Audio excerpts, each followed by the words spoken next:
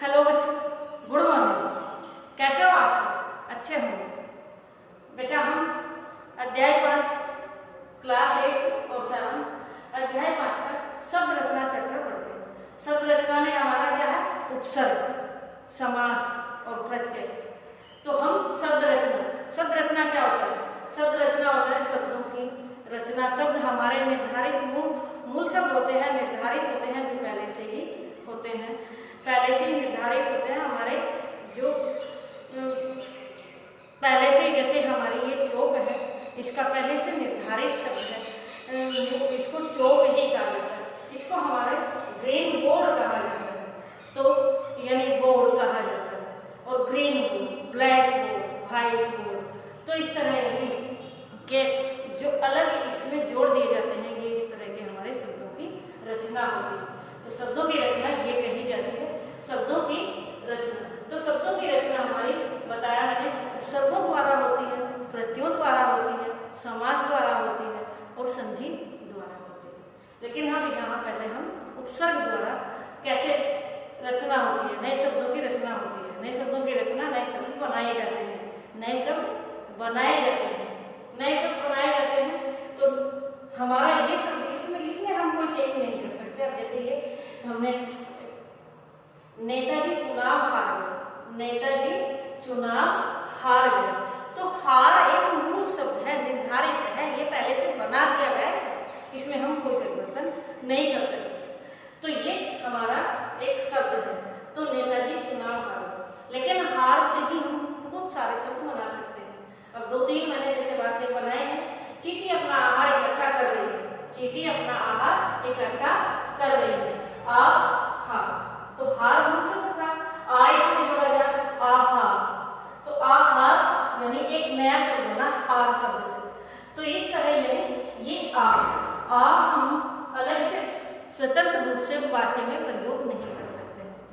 स्वतंत्र रूप से वाक्य में प्रयोग बिल्कुल नहीं कर सकते हैं। वाक्य में प्रयोग हमने ऐसे तो यानी अब चींटी अपना आहार इकट्ठा कर रही है, तो इस तरह यानी अब इसमें जोड़ दिया गया, शब्द रचना बनी है, तो एक नया शब्द बना दिया गया। तो इस तरह से हमारा प्रयोग में आया।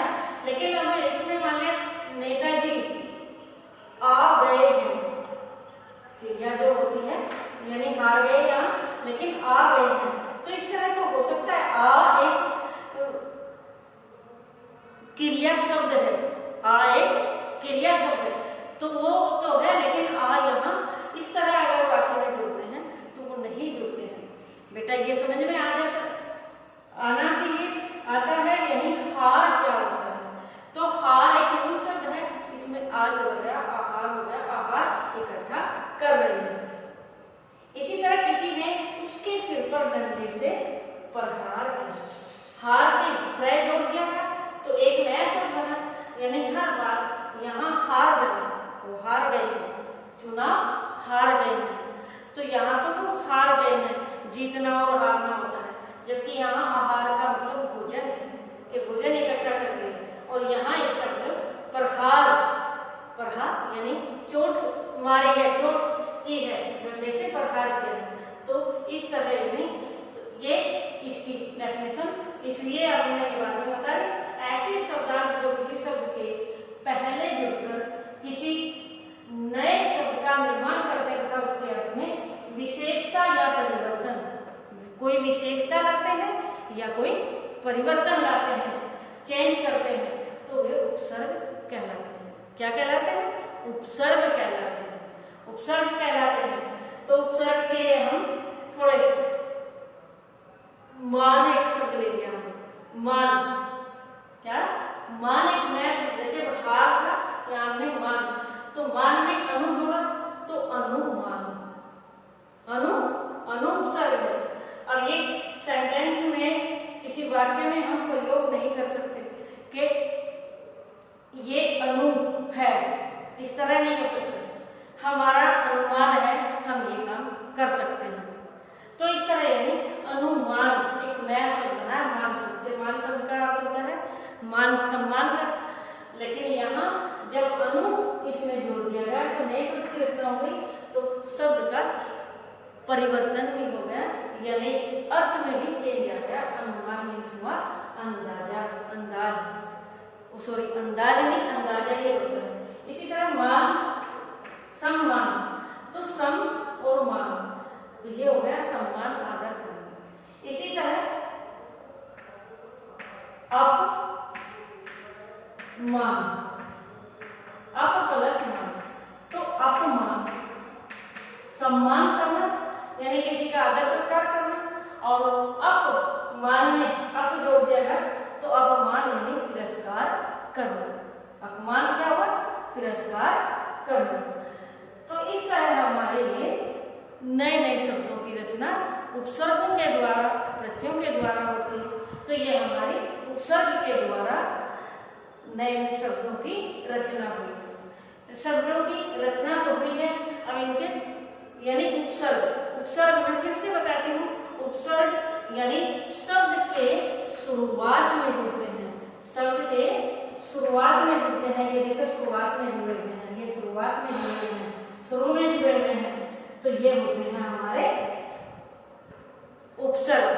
और अगर मूल शब्द के बाद में जुड़ते तो होते हैं हमारे प्रत्यय। तो प्रत्यय में बाद में समझाऊंगी, पहले ये अच्छे से समझ लें, समझ आ गया हमें।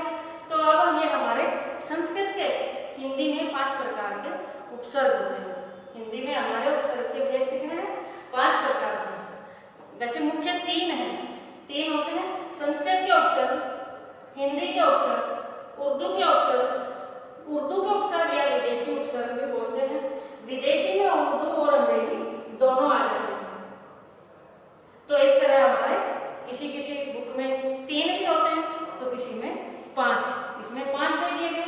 तो इस तरह संस्कृत के उपसर्ग हमारे, संस्कृत के उपसर्ग हमारे हैं जो हम तत्सम उपसर्ग भी जिनको बोलते हैं, जो संस्कृत से ज्यों के त्यों, संस्कृत से ज्यों के त्यों आए हैं, उनको हम बोलते हैं ज्यों के त्यों हिंदी में प्रयोग होते हैं, उनको बोलते हैं हम। जैसे तत्सम शब्द है तो ये तत्सम उपसर्ग है। तत्सम उपसर्ग हैं हमारे जैसे अब, अधि, अन आदि, इस तरह के। ये आपकी बुक में है, अच्छे से इनको पढ़ोगे, ये मैंने समझा दिए हैं। तो ये संस्कृत के उपसर्ग। अब दूसरे हैं उपसर्गों की तरह प्रयोग में आने वाले अव्यय। उपसर्गों की तरह प्रयोग में आने वाले अव्यय क्या होते हैं? ये अव्यय भी एक बार समझो। अव्यय होते हैं जो हमारे यथा, तथा और यानी अविकारी शब्द, अविकारी शब्द होते हैं कि लिंग वचन कारक के अनुसार नहीं बदलते हैं। लिंग वचन कारक पुरुष के अनुसार हमारे अव्यय नहीं बदलते हैं, वो इस तरह के हमारे अव्यय होते हैं। जैसे और, तथा, लेकिन, ये इस तरह के क्रिया विशेषण जिनमें यानी क्या बताया मैंने, अव्यय शब्द वे होते हैं कि जो किसी भी कारण से, जो किसी भी कारण से उनमें कोई परिवर्तन नहीं होता है, उनको हम अव्यय कहते हैं। तो उपसर्गों की तरह प्रयोग में आने वाले संस्कृत के अव्यय ये हमारे क्या होते हैं? ये हमारे होते हैं, ये हमारे होते हैं उपसर्ग की भांति प्रयोग होने वाले संस्कृत के अव्यय। अब जैसे कु, तो ये अव्यय है, यानी लिंग वचन कारक किसी तरह से ये नहीं है। कु, वही, पुनः,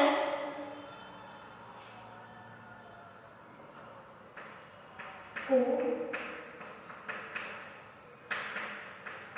वही, ये वही से होता है, पुनः, ये हमारे संस्कृत यानी उपसर्गों की तरह प्रयोग में आने वाले संस्कृत के अव्यय हैं। और अब है हिंदी के उपसर्ग। हिंदी के उपसर्ग होते हैं हमारे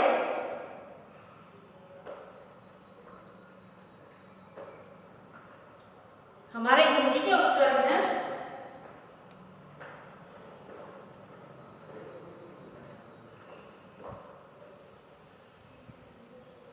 ये, समझ आ गया होगा, ये मैं बता देती हूँ। तो हिंदी के उपसर्ग हमारे क्या है, कैसे कि हिंदी के उपसर्ग हैं ये, जैसे अध,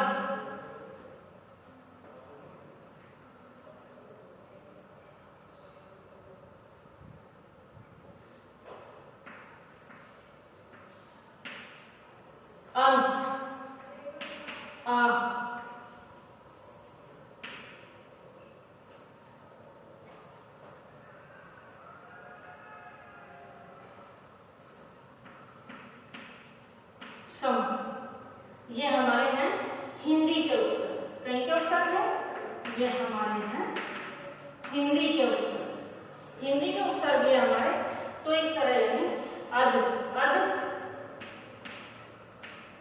से बनाया, यानी इसमें हमने एक और विशेषता इसमें होती है कि अध खिला, अध खिला यानी खिला शब्द था, खिला हमारा शब्द था, अध इसमें लगा दिया, क्योंकि इन उपसर्ग की विशेषता एक यह भी होती है, एक ही उपसर्ग से, इसीलिए इनको उपसर्ग कहा गया है कि एक ही उपसर्ग से बहुत सारे शब्द बनाए जाते हैं, शब्दों की रचना होती है, इसीलिए इनको कहा गया उपसर्ग। क्योंकि एक नहीं, अब जैसे अध खिला, अध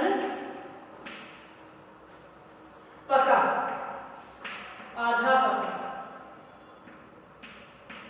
अध कचरा, आधा कचरा जैसे बोलते हैं, तो इस तरह यानी कि अध खिला, अध पका, अध कचरा, अध मरा, आधा मरा, यानी अचेत जो होता है। तो इस तरह हमारे एक ही उपसर्ग से, एक ही उपसर्ग से कितने शब्द बने हैं, तो इसीलिए इनको उपसर्ग कहा गया। तो ये तो हुए हमारे अध से, ये कहीं से हुए, अध से हुए हैं। अब इससे अलग हमारे होते हैं अन, अन से, अन, एक तो अन ये होता है, एक अन ये होता है, तो इसमें भी थोड़ा अंतर होता है। तो अन, अन यानी अनपढ़, अनपढ़, तो ये हमारा अन उपसर्ग से नया शब्द है, नया शब्द है हमारा अनपढ़, अन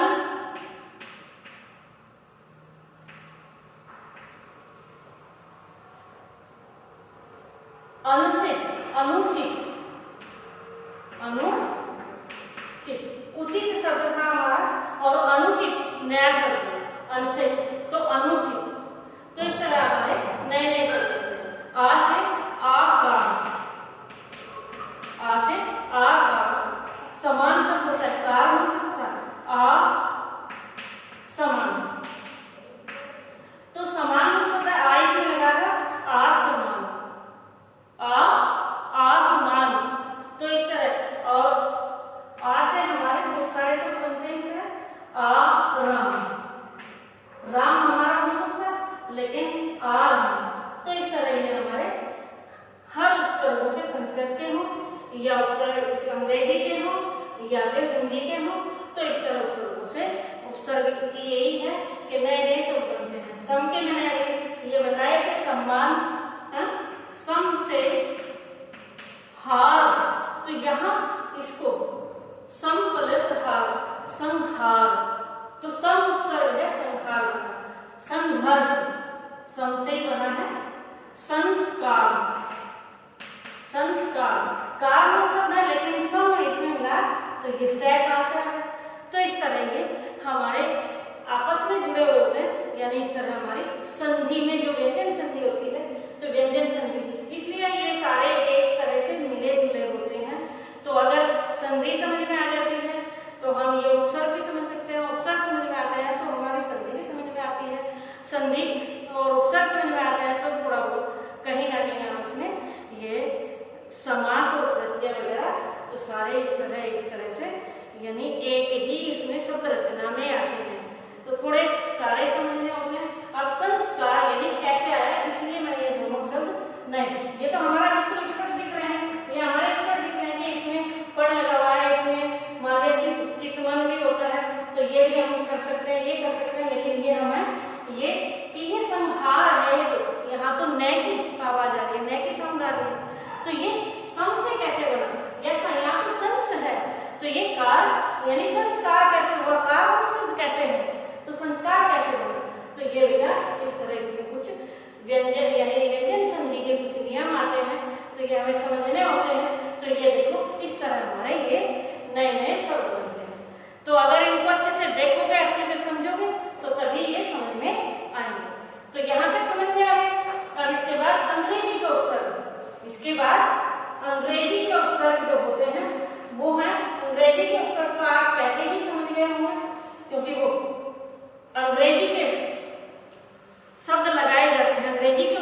लगाए जाते हैं, अंग्रेजी के उपसर्ग लगाए जाते हैं, जैसे सब या फिर सब।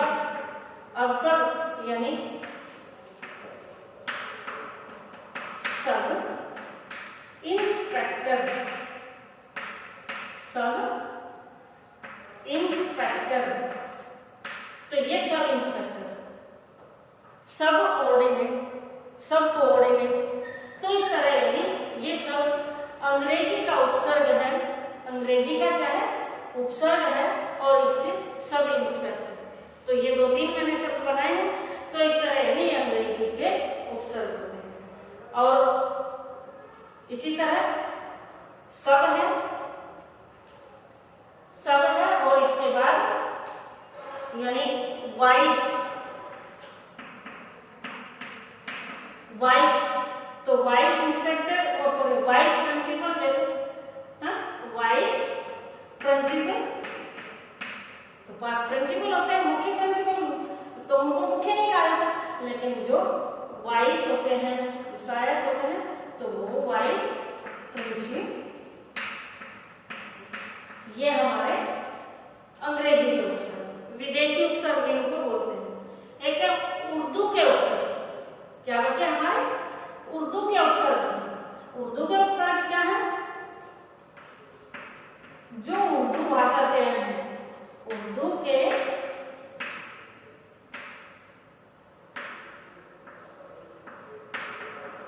उपसर्ग, उर्दू के उपसर्ग जैसे बे, हर, हम, ला, ये हमारे उर्दू के उपसर्ग। बे यानी बेकसूर, बेकसूर, बेकसूर,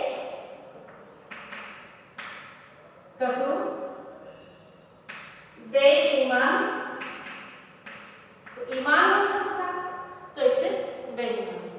इसी तरह हर, हर दम, हर वक्त, तो ये उर्दू के उपसर्ग। हम राज, हम सफर, हम शक्ल, एक जैसे। ला, ला से वारिस शब्द है, लावारिस, लाजवाब, जवाब वारिस, लेकिन ला लगाते ही लावारिस, तो इस तरह इस शब्दों में चेंज हो जाता है। तो ये हमारे हो गए उपसर्ग, समझ में आ गया हमने बेटा, अच्छे से आ गए हो ये। अब हम प्रत्यय अगली वीडियो में समझाएंगे, ये आपको अच्छे से समझ आ रहे होंगे।